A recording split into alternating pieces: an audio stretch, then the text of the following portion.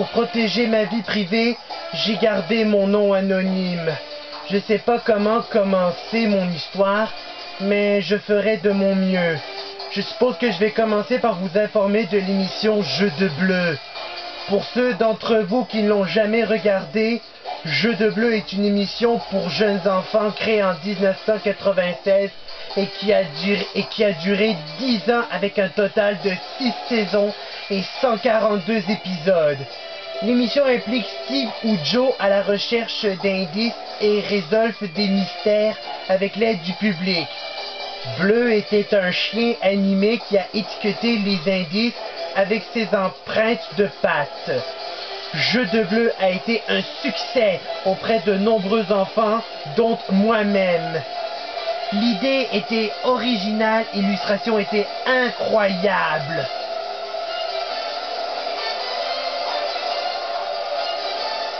Cependant, Steve Burns était la colonne vertébrale de la série.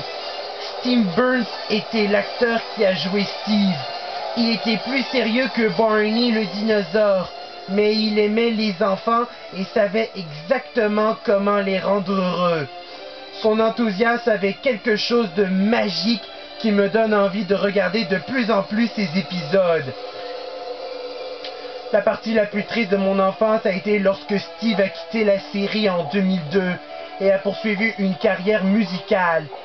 Steve a été remplacé par Donovan Patton, qui a été l'acteur de Joe. Mais c'était pas la même chose. J'ai arrêté de regarder Jeux de Bleu après le départ de Steve. L'émission vient de perdre sa magie pour moi. Joe n'était rien comme Steve. Il était complètement idiot et ma mère m'a dit que Donovan Patton agissait trop fort. Quand j'ai eu 16 ans, ma famille a déménagé dans une grande maison de 3 étages dans le nord de l'État de New York, qui appartenait auparavant à une gentille vieille dame. Quelques semaines après avoir emménagé, j'ai décidé de faire quelques recherches dans le grenier. J'ai trouvé une vieille malle. À ma grande surprise, ils étaient remplis de plusieurs vieilles cassettes VHS. Tous étaient des cassettes Jeux de Bleu. Je connaissais le numéro de téléphone portable de la vieille dame, alors j'ai décidé de l'appeler et de lui poser des questions sur les cassettes. Elle m'a dit qu'elle les avait achetées à un collectionneur il y a quelques années pour que son petit-fils puisse les regarder. Après l'avoir remercié et raccroché, j'ai vidé la malle avant de vérifier les cassettes. Tous avaient des épisodes que j'avais déjà visionnés, sauf un. La cassette que j'ai trouvée avait juste un autocollant ordinaire, pas un autocollant d'usine comme les autres cassettes. Le titre sur l'autocollant était Blue's Clues Sorrow. Je pensais que le titre était un peu étrange, mais j'ai pensé que c'était juste une copie de l'épisode Steve Goes to College, celui où Steve part pour l'université et où Joe prend sa place. Parce que Steve a dit au revoir à tous ses amis dans cet épisode. J'ai trouvé cela très douloureux.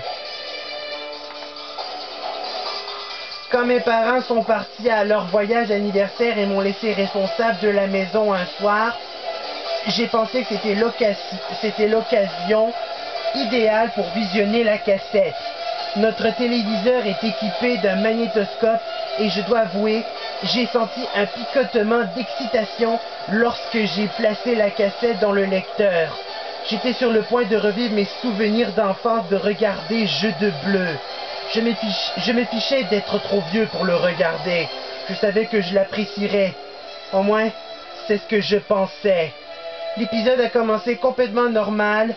Le livre Jeux de Bleu s'ouvrit et Steve regarda par la fenêtre de sa petite maison jaune.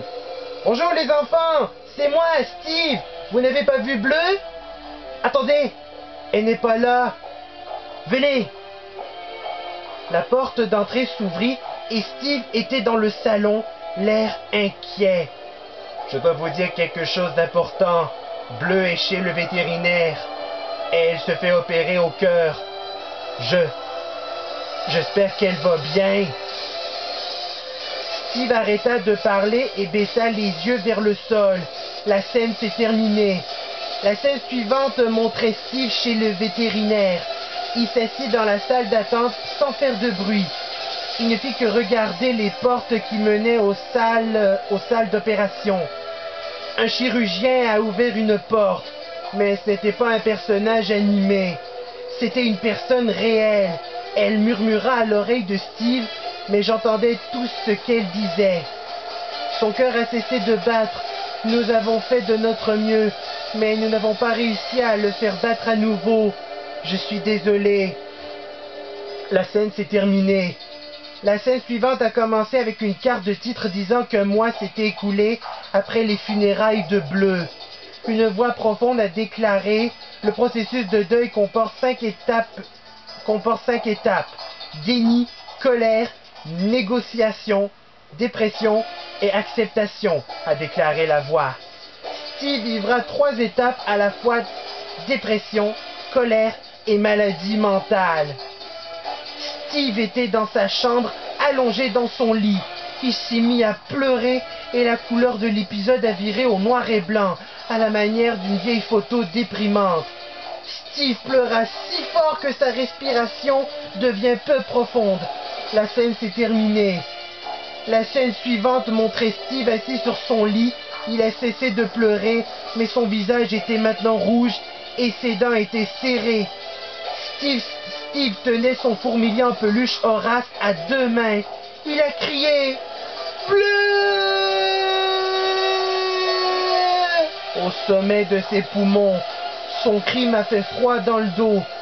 Steve arracha la tête d'Horace et du vase noir s'échappa du cou de l'animal en peluche. Steve jeta Horace dans un accès de colère. Quand le fourmilier a atterri, son suintement recouvrait complètement le sol. J'ai combattu l'envie de vomir. Contre mon meilleur jugement, j'ai décidé de continuer à regarder. Le corps de Steve a commencé à prendre une couleur de plus en plus sombre à la seconde. Après environ 5 secondes, Steve est devenu complètement noir. Il se leva du lit, sortit de la chambre et entra dans son salon.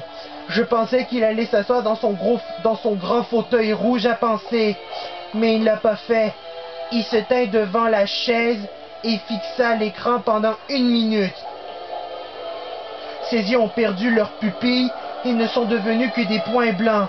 Il se remit à pleurer et des larmes blanches coulèrent sur son visage.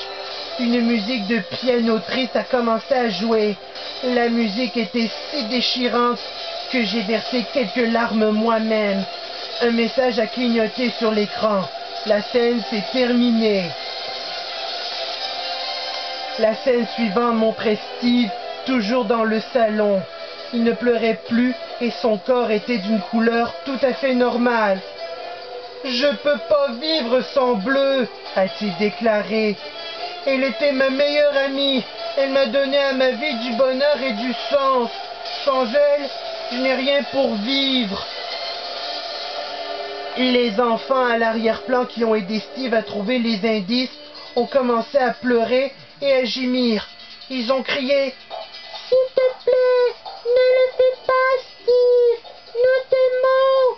Nous sommes aussi tes amis. » « Je suis désolé, » dit Steve.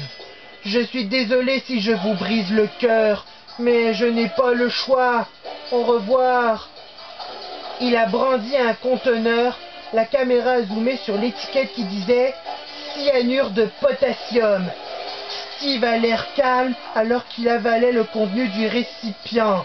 Il s'effondra instantanément sur le tapis, il moussa à la bouche, tandis que son corps se contractait et se cognait sur le sol comme s'il était électrocuté. Steve a finalement arrêté de bouger et je savais qu'il était mort. L'épisode a finalement pris fin lorsque ma télévision est devenue statique. Je me suis assis immobile, hébété. Il fallut quelques minutes à mon cerveau pour comprendre ce que je venais de regarder. J'ai alors pris la décision de jouer au détective et de découvrir d'où venait cet épisode dans le monde. J'ai regardé le nom de l'épisode en ligne, mais je n'ai rien trouvé. Je savais que la société Viacom était propriétaire de Jeux de Bleu. car son nom de société figurait sur les autocollants d'usine des autres cassettes VHS. Après quelques recherches, j'ai écrit une lettre au siège de Viacom.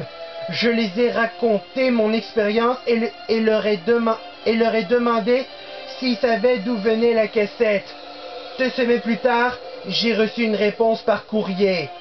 Cher monsieur XXXXX, merci d'avoir pris le temps de nous écrire. Nous avons été assez surpris par votre histoire sur l'épisode inédit de Jeu de Bleu que vous avez découvert. Nous vous remercions de nous avoir contactés à ce sujet.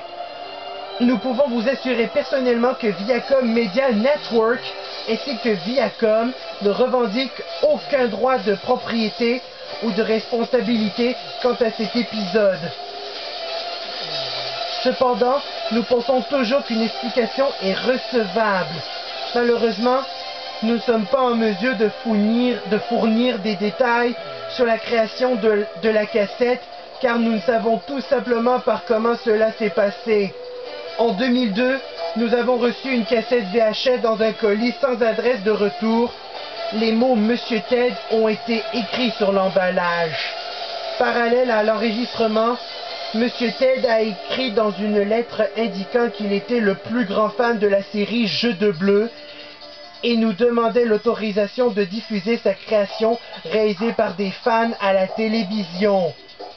Nous étions assez flattés qu'un fan nous envoie un épisode réalisé par des fans pour diffusion.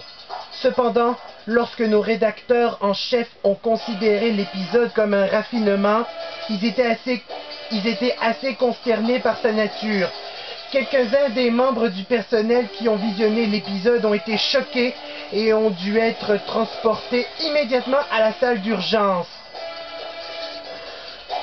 En raison de son contenu horrible, nous n'avons absolument pas l'intention de diffuser cet épisode. Nous avons passé la cassette à un collectionneur privé, mais nous avons été consternés de découvrir qu'ils en avaient fait beaucoup de copies. Nous vous demandons de ne pas diffuser le contenu de la cassette ou de cette lettre au public, car nous ne voulons pas déranger les téléspectateurs qui aiment et soutiennent nos émissions pour les jeunes enfants. En vous remerciant chaleureusement, Michael D. Freeclass, vice-président exécutif, avocat général et secrétaire. Les questions rebondissent dans ma tête. Elles le sont encore à ce jour. Qui est Monsieur Ted? Comment a-t-il pu créer cet épisode démoniaque? Est-il même bien humain? Par respect pour Viacom, je crains de ne pouvoir fournir aucune séquence. Cependant, je pensais que publier une seule capture d'écran et une copie de la lettre au public ne les mettrait pas trop en colère. Vous vous demandez probablement, pourquoi me dites-vous cela?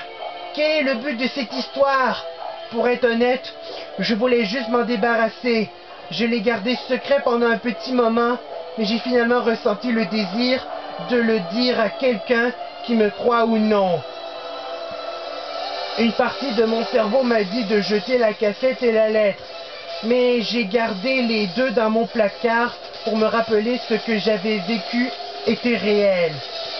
Je réalise maintenant que certains soi-disant fans d'émissions de télévision ne sont pas aussi normaux qu'on pourrait le penser.